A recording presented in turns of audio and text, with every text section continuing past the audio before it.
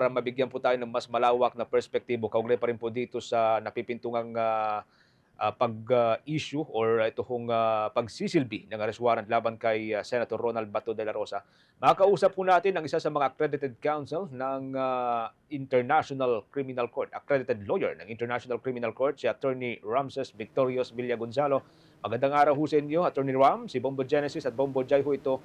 Welcome sa Bombo Radio Philippines, sa Bombo Network News, Attorney. Good morning po sa inyong lahat. Magbuntag sa tanan sa Luzon, Visayas, Mindanao. Thank you so much for Good morning po sa lahat na nakikinig at nanonood. Thank you so much for joining us, Attorney. Tayo po live sa ating pong 32 stations nationwide. Okay, unang katanungan ho natin, Attorney. Maari ho bang i-enforce na ng Philippine government yung pong warrant against kay Senator Bato de la Rosa? Of course, after nga ho ng desisyon ng Supreme Court nitong nakalipas na araw, Attorney. Ganito po yan.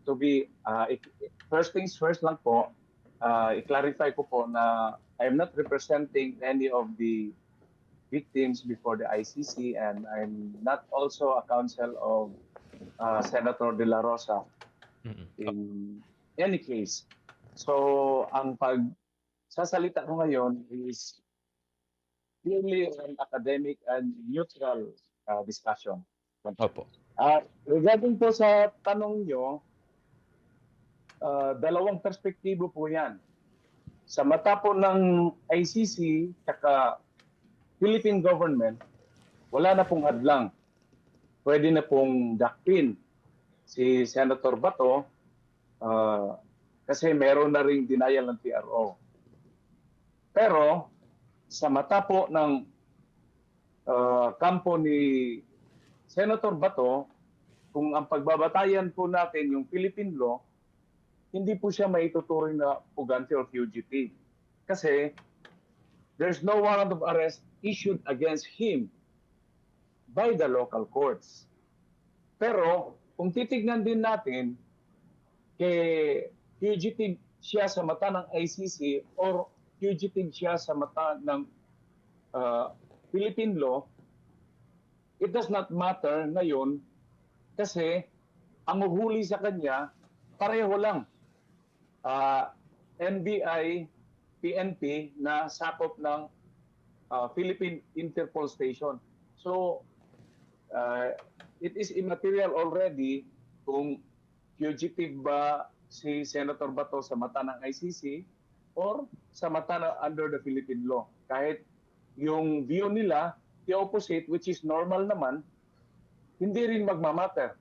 Ang issue ngayon, kung itutuloy ba ng pamahalaan ang tinatawag nilang manhunt against Senator Bato kahit wala pang resolution yung certiorari nila na last year pa na-file. Paano pag halimbawa nakita ho ng sinuwang Pilipino si Senator Bato simula ho nung inilabas ng Supreme Court yung decision ho nito, pwede hong gamitin dito ang tinatawag na citizen's arrest, Attorney? Actually, lahat naman tayo, meron naman tayong katungkulan. It's a civic duty of all citizens. Pag, yun nga, merong valid warrant of arrest, pwede tayong makatulong, not necessarily na tayo ang maghuhuli talaga sa kanya. So perhaps the people can coordinate with the law enforcement authorities. But specifically on the matter whether or not pwede ba tayong mag-act via citizen's arrest, theoretically pwede, but realistically, I don't know if one can do it. Medyo hypothetical question, Attorney, ano? Halimbawa, maglabas ang Executive Department ng patong sa ulo para sa pagkakaaresto ni Senator Bato.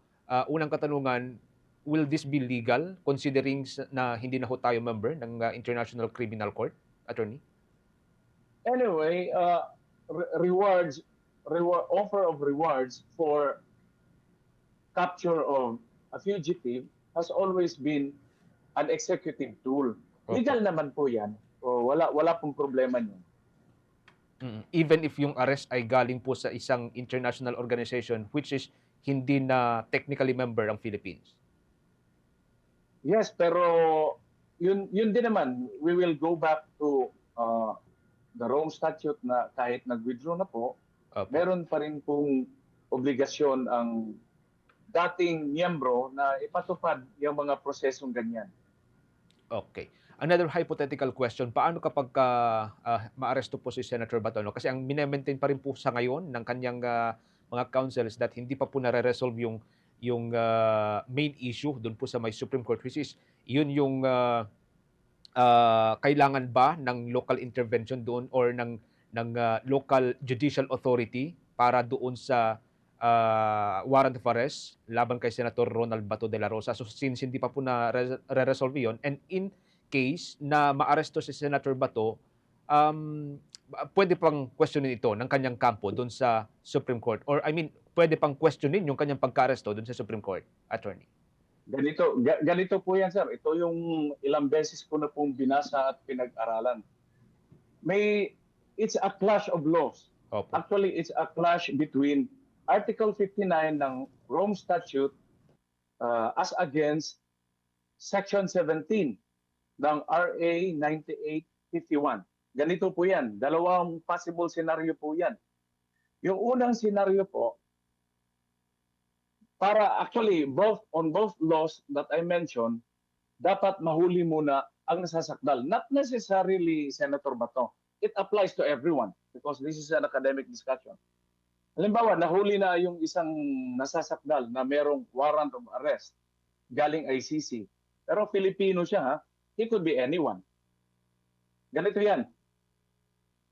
Pag ginamit yung Article 59, which is yan mismo ang gustong sandalan ng akusado, given na yan na, nahuli siya. Pag nag-invoke ng Article 59, sabi dito, a person arrested shall be brought promptly before competent judicial authority. Dadalin agad yan na halimbawa, ito hypothetical, nahuli na si Senator Bato ng NBI at PNP. Ang gagawin ng Interpol Philippines, composed of NBI and PNP, dadalhin nila yan sa pinakamalapit na RPC. And then, doon po yan, hindi po kailangan ng warrant of arrest ng RTC. Bakit?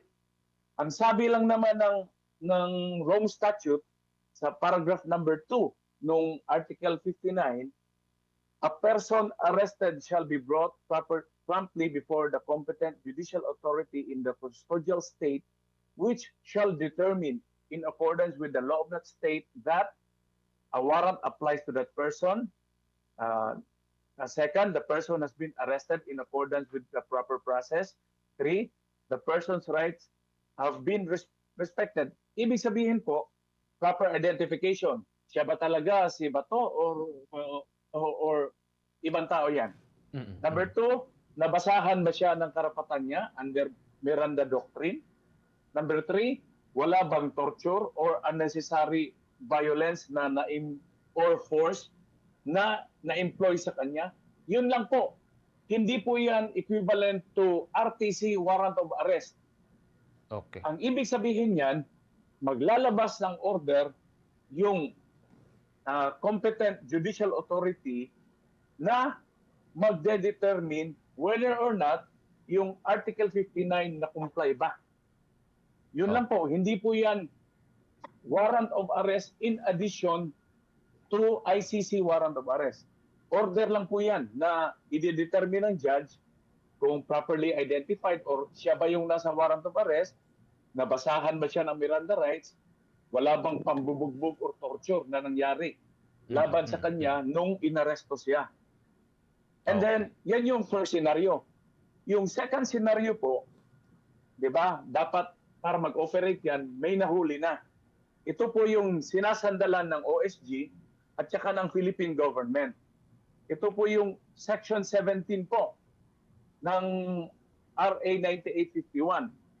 Yung second paragraph po dyan, if you allow me, meron po dyan, in the interest of justice, etc. And then the second sentence, instead, the authorities may surrender or extradite suspected or accused persons in the Philippines to the appropriate international court, if any, or to another state. Ito po yung dulo or kulatilya na malamang nalingat yung mga ibang kasamahan nating abogado o mga eksperto. Ito, meron pa po yung buntot or kulatilya po kung tatawagin. Pursuant to the applicable extradition laws and treaties. Sa pag-analyze ko po, itong sinasabi po dito na pursuant to applicable extradition laws and treaties, yung treaties na word diyan, papasok po yung Rome Statute. Meaning, pag in-invoke po yan ng OSG, tsaka Philippine government, magpipingpong po yan, babalik po yan sa Article 59. Meaning, dadalin talaga dapat si Senator Bato doon sa RTC. Yan yung tinatawag namin sa law school or sa private international law, sa conflict of laws po, yung Renvoi Doctrine. Ibig sabihin nun na kung dito sa Article 59, dapat yan yung sundan natin, pero meron palang conflict yung isang law, yung domestic law natin na nagsasabi sa Section 17 na pwede na siyang mahuli. Pero yung Section 17 may buntot pala na pursuant to the applicable extradition laws and treaties, yun yung sinasabi kong kulatilya na magre-refer back to Article 59. Yun yung Renvoi Doctrine. Papasok po yung Renvoi Doctrine na ang epekto po niyan, dapat kung mahuli na nila si Senator Bato, in either scenario 1 o scenario 2, dapat dadalin pa rin sa RTC. Okay. Yun po ang analysis ko dyan. Okay. Thank you sa napakalinaw na explanation, Attorney. Bombo Jai, with your follow-up kay Attorney. So, Attorney, if Senator Bato de la Rosa is arrested, okay, he can be sent immediately na sa The Hague, tulad ng nangyari kay former President Duterte. The question here is, mayroong bang remedy ang kanyang kampo para pigilan ang pagbiyahe nito sa kanya? Ganito po yan. Kung sino yung mas mabilis gumalaw, mas mabilis ba yung OSG or gobyerno na i-dunk siya doon sa waiting jet? Or mas mabilis ba yung legal team niya na takbo agad sa Supreme Court na Mr. Supreme Court, pahingi po ng TRO, pigilan niyo po yung jet. Yun yung tanong dyan. It's a matter of practical movements po ngayon. Kasi pag nailipad na po yan, for lack of better description, wala na pong epekto po kung anumang ruling ng Supreme Court natin sa ICC because they are distinctively independent with each other. Neither one can control or dictate the other. Yun nga po, I repeat, pabilisan po ng galaw yan. Pwede po yung mangyari yung scenario po, ma'am, na sinabi nyo, na huhulihin na, dadali na doon, ano pa ba yung remedy? Depende po yan. Kung hindi pa nailipad, na merong PRO na pipigilan ng Estado at OSG at Interpol ng Supreme Court na huwag niyong dalin yan sa Hague, pwede pa. Pero kung nailipad na, and then kapafile pa lang, hindi pa nga nabigyan ng preliminary order, ando na sa The Hague, useless na po yan. Wala na. Okay. Attorney, paano naman yung mga tumutulong kay Senator Bato? Can they be arrested too kung mapatunayang mayroong nagtatago dito sa kanya? Will they be tried din sa local court? Ganito po yan. Insofar as the ICC warrant of arrest implementation, sa mata ng ICC po, pwede pong idemanda yung mga taong sa tingin ng ICC prosecutor nakatulong sa pagtakas o sa pag-evade ng service of warrant. Discretion po yan ng ICC prosecutor. Dito naman po sa domestic law natin, it's still a gray area kasi tayo lahat, we're waiting for the resolution of the Supreme Court regarding the certiorari. In the event na pag sinabi ng Supreme Court, assuming lang na panalo si Senator Bato kahit ando na siya sa The Hague, may epekto po yan kung sino yung dapat idemanda ng obstruction of justice. Kung sa tingin ng Supreme Court panalo si Senator Bato, so wala pong basis yung possible charges for obstruction of justice. Yun Thank po. you so much. Thank you so much, Attorney. Bombo Jen? Okay. Attorney, thank you so much again for joining us sa Bombo Radio Philippines, sa Bombo Network News. Hanggang sa mga susunod habang nagpo-progress. Ito pong issue surrounding itong International Criminal Court warrant kay Senator Bato. Maraming salamat. Ingat-ingat po kayo, Attorney. You're welcome po. Thank you po sa lahat na nakinig at nanood. Thank you so much, Attorney. Si Attorney Ramses Victorios Villa Gonzalo, mga kawambo, isa po sa mga accredited counsel ng International Criminal Court. For the most trusted source of news and information, visit our website at www.bomboradio.com. Follow us on Bombo Radio mobile app, Facebook, YouTube, TikTok, and X, formerly Twitter. Like, share, and stay connected. Anytime, anywhere.